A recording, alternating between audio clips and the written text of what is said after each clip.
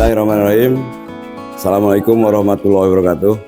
Salam sejahtera bagi kita semua. Kita tahu bahwa lingkungan sekolah bukan sekedar tempat untuk menuntut ilmu, tetapi juga laboratorium hidup bagi siswa untuk belajar tentang tanggung jawab dan keberlanjutan. Kami menyadari bahwa sampah merupakan tantangan nyata yang harus dihadapi dengan langkah nyata, pastilah di tiap sekolah. Video ini adalah dokumentasi perjalanan inovasi kami dalam mengelola sampah di SMPN 1 Kalijati. Kami menyebutnya beras ketan saman, yaitu bersama-sama atasi, kelola, tangani sampah mandiri. Kami tidak hanya berupaya mengurangi limbah, tetapi juga mengubah pola pikir sivitas akademika untuk lebih peduli pada bumi. Semoga inisiasi yang cukup sederhana ini dapat menjadi inspirasi dalam mewujudkan lingkungan pendidikan yang bersih, sehat, dan berkelanjutan. Saya, Ridwan Lesmana, Kepala SMPN 1 Kalijati, ingin mengajak pemirsa semua untuk menjadi relawan kebersihan, terutama di lingkungan sekolah.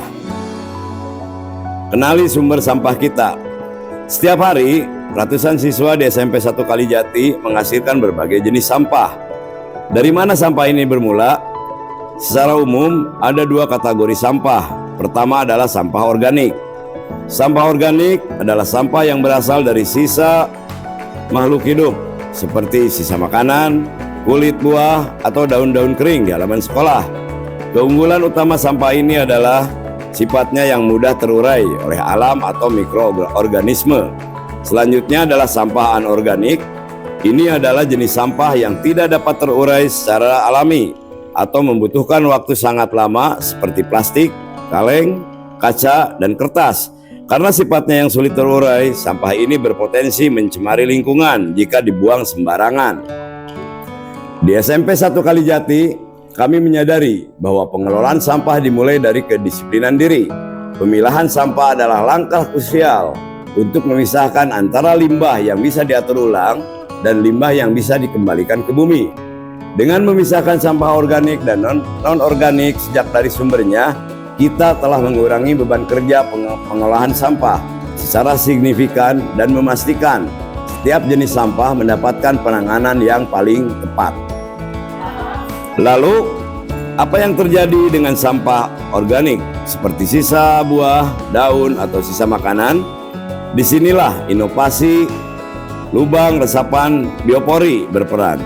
Biopori bukan sekedar lubang di tanah. Ini adalah lubang silindris vertikal yang berfungsi sebagai perut bumi sekolah kita. Cara kerjanya sederhana namun berdampak besar. 1. Mengubah sampah jadi nutrisi. Sampah organik yang kita masukkan akan terurai secara alami oleh mikroorganisme tanah, mengubahnya menjadi kompos, penyubur tanaman di sekitar sekolah. 2. Menjaga keseimbangan air. Selain mengolah sampah, biopori meningkatkan daya resap tanah terhadap air hujan, mencegah genangan, dan menjaga cadangan air tanah kita.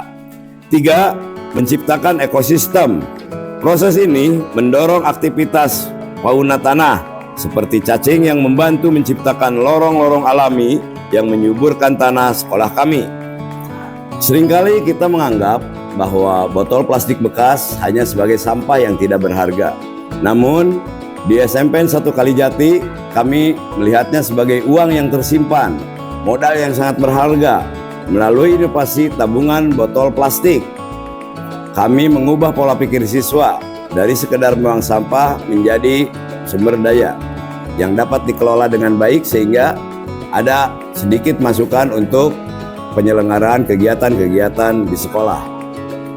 Sistemnya sangat sederhana. Tabungan botol plastik dikelola oleh pengurus OSIS untuk membantu keperluan pendanaan organisasi.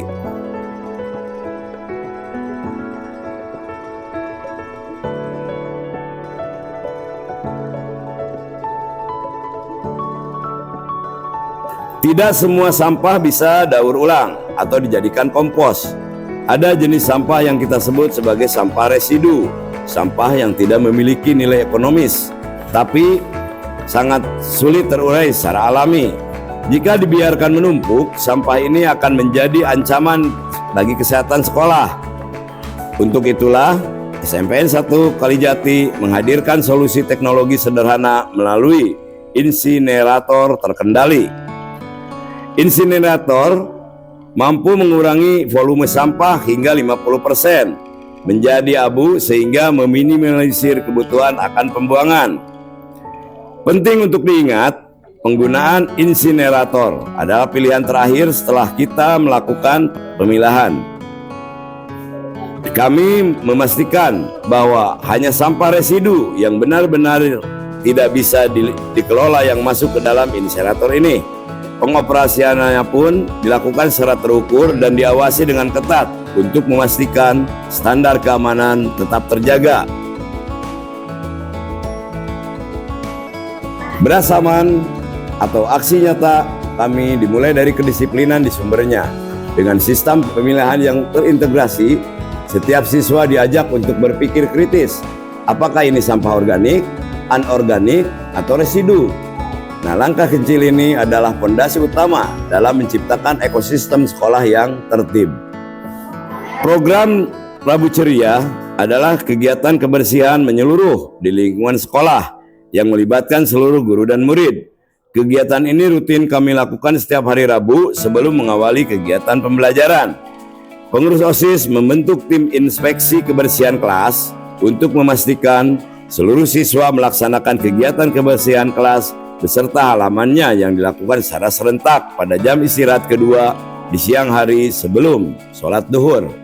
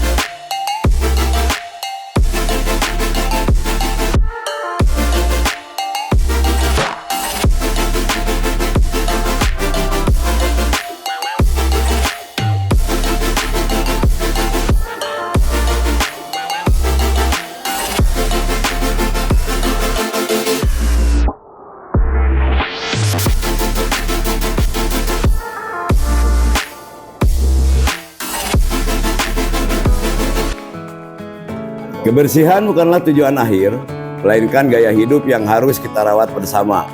Inovasi yang kami hadirkan di SMP 1 Kalijati hanyalah langkah awal dari komitmen jangka panjang untuk menjaga bumi.